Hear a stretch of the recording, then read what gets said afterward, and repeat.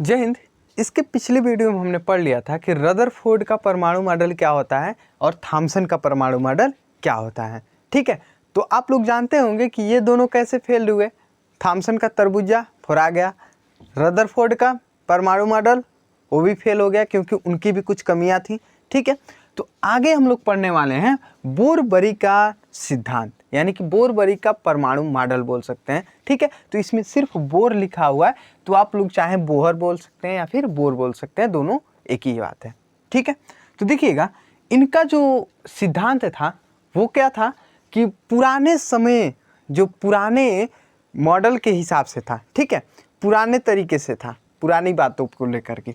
जैसे उन्होंने कहा था कि जो परमाणु होते हैं, परमाणु के जैसे कि सूर्य जो होता है, सूर्य के चारों ओर जो ग्रह होते हैं वो चक्कर लगाते हैं, वैसे ही सेम नाभिक के, जैसे ये मान लीजिए नाभिक हो गया, नाभिक के चारों ओर इलेक्ट्रॉन चक्कर लगाते हैं। ठीक है, ऐसे ही सूर्य चक्कर लगा, मान लीजिए ये सूर्य है तो इसके चारों ओर ये ग्रह हो गए, तो ऐसे ही चक्कर लगाते होंगे। ठीक है, तो ऐसे ही उन्होंने कहा कि जैसे सूर्य के चारों ओर ग्रह चक्कर लगाते हैं वैसे ही नाभिक के चारों ओर इलेक्ट्रॉन चक्कर लगाते हैं। ठीक है, ये कहा किसने? बोर ने या फिर बोहर ने। ठीक है, इन्होंने ये बात कही और उन्होंने कुछ और भी फार्मूला दिया कि किसी भी, मान लीजिए जैसे ये नाभिक है, नाभिक की ऐसी बात थोड़ी है कि एक ही कक्षा होगा, परमाणु में कई सारी कक्षाएं हो सकती हैं। ठीक है, इन कक्षाओं के बारे में भी इन्होंने ही बताया था कि इनके बाहरी जो होते हैं, बाहरी जो जगह है उस पर क्या है कि कक्षाएं बनी होती है जिसमें इलेक्ट्रॉन चक्कर लगाते हैं। कक्षाओं के बारे में भी कौन बताया? बोहर ने बताया था। ठीक है, तो इन कक्षाओं में इलेक्ट्रॉन कितना कितना रहेगा, मान लीजिए पहली कक्षा है तो उसमें कितना इलेक्ट्रॉन रह सकता है, दूसरी कक्षा है उसमें कितना रह सकता है इलेक्ट्रॉन। ठीक है, उसकी तो लिमिट होगी ना। मान लीजिए पहली कक्षा है तो छोटा हो सकता है, तो छोटे कक्षा में ज़्यादा इलेक्ट्रॉन थोड़ी रख सकते हैं। मान लीजिए कमरा कोई है जो 10 फीट और 10 फीट लंबा है और 7 फीट चौड़ा है, उसमें 20 लोग से ज़्यादा थोड़ी हटेंगे, हो सकता है ऐसा ना। लेकिन उसके लिए इन्होंने एक फार्मूला दिया। कौन सा फार्मूला है कि जैसे उन्होंने एक फार्मूला दिया 2n² का। ये फार्मूला जो है काफ़ी इम्पोर्टेंट साबित हुआ और सबसे बेहतर फार्मूला साबित हुआ किसके लिए? इलेक्ट्रॉन में कक्षकों की उपस्थिति के लिए। ठीक है, इन्होंने कहा कि जहाँ पे n जो है वो कक्षाओं की संख्या है। मान लीजिए अगर आपको पहली कक्षा का निकालना है तो यहाँ पे मान n बराबर 1 2 3 4 ऐसे करके कितना हो भी रख सकते हैं आप लोग। ठीक है, तो पहली कक्षा का मान लीजिए आपको निकालना है कि पहली कक्षा में इलेक्ट्रॉन के पहले कक्षा में कितने, परमाणु की पहली कक्षा में कितने इलेक्ट्रॉन हैं। तो आप क्या करोगे, यहाँ पे सिर्फ और सिर्फ 1 रख दो। पहली कक्षा है ना, 1 रख दो, यानी कि पहले का मतलब 1, तो 2 × 1 का स्क्वायर, यहाँ पे 1 रख दीजिए। ठीक है, तो यहाँ पे कितना आया? 2 इलेक्ट्रॉन। ठीक है, यहाँ पे 2 इलेक्ट्रॉन हो गए कि नहीं? तो पहली कक्षा में 2 इलेक्ट्रॉन रहते हैं, तो यहाँ पे हम लोग चाहें तो बना सकते हैं ऐसे 2 इलेक्ट्रॉन। अब दूसरी कक्षा में अगर आपको निकालना है तो ऐसे रख दीजिए, ये दूसरी कक्षा के लिए। ठीक है, तो यहाँ पे 2 रख दीजिए, ये कितने हो गए? यहाँ पे 8 इलेक्ट्रॉन हुआ। देख लीजिए, करके देख लीजिएगा। इतना मैथ आप लोगों का कमज़ोर नहीं होना चाहिए कि अब इसका एक एक पॉइंट बताया जाए। ठीक है, तो इसको आप 11th में आ गए हो तो आपका ये जो बेसिक मैथमेटिक्स है इतना कमज़ोर नहीं होना चाहिए कि एक एक पॉइंट लिखा जाए तब आप लोग करोगे। ऐसे अपने आप कर सकते हो। 2 का स्क्वायर 4, 4 दूना 8। ठीक है, तो ये इलेक्ट्रॉन कितना होगा दूसरी कक्षा में? 8। तो 3 ये हो गए और 5 इलेक्ट्रॉन अपने पास से यहाँ पे बना दीजिए। ठीक है, हो गए 8, हो गए ना। तो देखिए ऐसे होता है। वैसे ही आप तीसरी कक्षा का निकाल सकते हैं, तो इसमें लगभग होते हैं आपका 2, 8, 18, 32 और 50। ठीक है, ऐसे होते हैं इलेक्ट्रॉन। तो आप लोग ऐसे निकाल सकते हो। तो इसको आप लोग नोट डाउन करिए कि बोर ने अपने पुराने विचारधाराओं के आधार पे एक परमाणु मॉडल दिया कि जैसे कि सौरमंडल के चारों ओर अर्थात कि सूर्य के चारों ओर सौरमंडल में ग्रह चक्कर लगाते हैं, वैसे ही सेम नाभिक के चारों ओर इलेक्ट्रॉन चक्कर लगाते हैं। ये बात कहा है किसने? बोरबरी ने।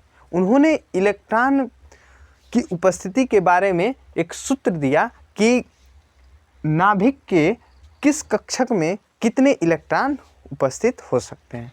तो पहला उन्होंने क्या कहा कि अगर 2n² में अगर हम लोग n की जगह 1 रखते हैं अर्थात पहली कक्षा का निकालना चाहते हैं तो कितने इलेक्ट्रॉन होंगे? 2। तो ये सारी चीज़ें आप लोग लिख सकते हैं। ठीक है, लिख लिए होंगे, ऐसे लिख लिए। ठीक है, अब मैं मिटाने जा रहा हूँ। चलिए आगे देखते हैं इसके बारे में और भी सारी चीज़ें। अब उन्होंने कहा कि जो इलेक्ट्रॉन है, ठीक है, इलेक्ट्रॉन मान लीजिए अगर हम हैं, ठीक है, तो हम कहीं भी थोड़ी रह जाएंगे। अब मान लीजिए हम शाकाहारी हैं, ठीक है, तो अब जहाँ पे मुर्गा उर्गा खूब कटा रहा होगा जहाँ हम रह जाएंगे? नहीं रह सकते। वैसे ही सेम टू सेम वही बात है कि जैसे इलेक्ट्रॉन जो है वो कहीं नहीं रह सकता, इन्हें कि कहीं भी जाए कहीं रह जाए, ठीक है, वैसी जगह हम लोग थोड़ी रह सकते हैं। ठीक, तो अब मान लीजिए हम लोग ऐसे हैं, शुद्ध बढ़िया वातावरण में रह रहे हैं, अब जाके कचरा में कोई कह दे वहाँ पे मड़ई बना के रहो तो रहेंगे? बिल्कुल नहीं रहेंगे। वैसे ही सेम इलेक्ट्रॉन के बारे में कि इलेक्ट्रॉन जो है इन्होंने बताया कि उसी कक्षक में रह सकते हैं जिसमें क्या हो, लिख सकते हैं हम लोग क्या चीज़? इलेक्ट्रॉन जो है सिर्फ उसी कक्षा में रह सकता है जहाँ वहाँ इलेक्ट्रॉन का जो संवेग है अर्थात MVR, ठीक है, वो क्या हो? h/2π के पूर्ण गुणज हो। ठीक है, इलेक्ट्रॉन कहाँ चक्कर लगाएगा? जिस कक्षक का संवेग यानी कि उसका जो इलेक्ट्रॉन की गति करने की जो जगह होती है अर्थात कक्षा होती है, वहाँ का जो संवेग है, संवेग का मतलब क्या होता है? ठीक है, अभी आगे पढ़ेंगे, संवेग का भी मतलब पढ़ेंगे, लेकिन यहाँ पे समझिए संवेग का यहाँ पे मतलब क्या होगा कि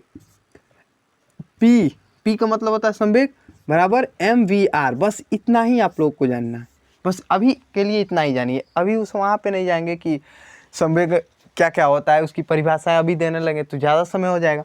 सिर्फ इतना जानिए कि P बराबर MVR। P क्या होता है? संवेग होता है। ठीक है, यहाँ पे मैं मिटा रहा हूँ, आपको नोट करना हो तो नोट कर सकते हैं उधर। ठीक है, तो संवेग MVR जो है वो किसके बराबर हो? h/2π के बराबर हो, सॉरी गुणज के बराबर हो, पूर्ण गुणज हो या फिर पूर्ण गुणज के बराबर हो। तब जाके हम कह सकते हैं क्या चीज़ कि इलेक्ट्रॉन वहाँ पे चक्कर लगाएगा। ठीक है, तो आप लोग समझ गए होंगे कहाँ पे चक्कर लगाएगा? जहाँ पे संवेग जो है h/2π के पूर्ण गुणज के बराबर हो। अर्थात हम लोग क्या बोल सकते हैं कि MVR बराबर MVR जो अगर हम चाहें तो लिख सकते हैं MVR बराबर NH/2π। ये चीज़ इम्पोर्टेंट है फार्मूला। ठीक है, ये चीज़ सिर्फ 11th में ही पढ़ाई जाती है, 9th और 10th के लिए नहीं है।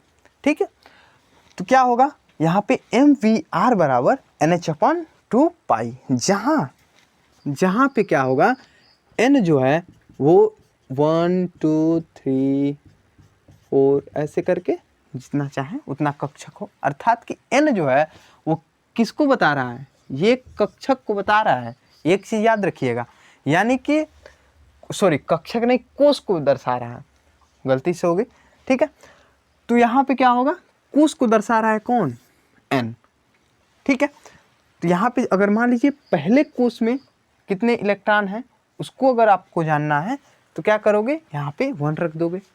दूसरे कोष में कितना जानना है तो मतलब इलेक्ट्रॉन रह सकता है कि नहीं, तो यहाँ पे क्या रखोगे? 2 रख दोगे। और इलेक्ट्रॉन का द्रव्यमान रखना है, m, उसका वेग रखना है, r उसकी त्रिज्या है, ठीक है। 2 पाई का मान आप लोग जानते ही होंगे, 2 और पाई का मान आप लोग जानते हैं, ठीक है। पाई का मान भी बताना पड़ेगा क्या? हाँ, इतना भी आपको नहीं पता क्या? ठीक है, ये चीज़ आपको क्लियर है। चलिए, इतना आपको नोट करना हो तो नोट कीजिए जल्दी। हो गया? हो गया? चलिए, अब आगे जानते हैं हम लोग। ये चीज़ मिटा रहा हूँ मैं। एक और चीज़ हो गया, यहाँ पे देखिएगा, हम लोग क्या बोल सकते हैं, h/2 पाई को हम लोग हैज भी बोल सकते हैं, ठीक है। h/2 पाई को हैज भी बोल सकते हैं, अर्थात कि यहाँ पे हम लोग लिख सकते हैं mvr, अर्थात कि यहाँ पे जो संवेग होगा वो किसके गुणज के बराबर होगा? हैज के। ये चीज़ आप समझ सकते हैं। चलिए, इतना बात क्लियर हुआ कि नहीं? ठीक है, इतना कंटेंट मजा आया? तो अब आप लोग समझ सकते हैं कि बोरबरी ने कैसे कैसे इन्होंने जो है इलेक्ट्रॉन के बारे में बताया। सबसे ज़्यादा बताने वाले इलेक्ट्रॉन के बारे में यही थे, बोरबरी, ठीक है, जिसको बोहर या फिर बोर भी कहा जाता है। इन्होंने इलेक्ट्रॉन को बताया कि इलेक्ट्रॉन की स्थिति क्या हो सकती है, इलेक्ट्रॉन कहाँ कहाँ घूमेगा, कहीं भी कक्षक में नहीं रख सकता, कहाँ कहाँ रह सकता है, जहाँ पे mvr अर्थात उसका संवेग जो है वो किसके बराबर हो, h/2 पाई के पूर्ण गुणज के बराबर हो, तभी रह सकता है। इसका फार्मूला क्या होता है, mvr nh/2 पाई इक्वल में है, ठीक है। h/2 पाई को हम लोग हैज भी बोल सकते हैं। इतना बात क्लियर हुआ? चलिए, तो इसके बाद हम अगले वीडियो में पढ़ने वाले हैं इनका second part, second third part हो सकता है, क्योंकि बोरबरी का जो नियम है वो काफ़ी बड़ा है, ठीक है। तो आप लोगों को ये चीज़ें भी याद रखनी है, 2n² वाला भी, क्योंकि आपको किस कोष में कितने इलेक्ट्रॉन हैं वो निकालना आना चाहिए, ठीक है। यहाँ पे इलेक्ट्रॉन निकालने का ट्रिक है, उन्होंने दिया, फार्मूला है। तो आप लोग पहली कक्षा में, मैं दे रहा हूँ आपको तीसरी कक्षा यानी कि कोष के इलेक्ट्रॉन के बारे में बताना है, कितने इलेक्ट्रॉन होंगे, ठीक है। चौथी कोष में कितने इलेक्ट्रॉन होंगे, ये चीज़ आपको निकाल के रखनी है, ठीक है। तो आशा करता हूँ कि ये सारी चीज़ें आपको समझ में आई होंगी। तो अगले वीडियो का इंतज़ार कीजिए। तो इतना नोट कर लेंगे, ठीक है। कंटेंट में मज़ा आया, कमेंट बॉक्स में थम, ठीक है। चलिए।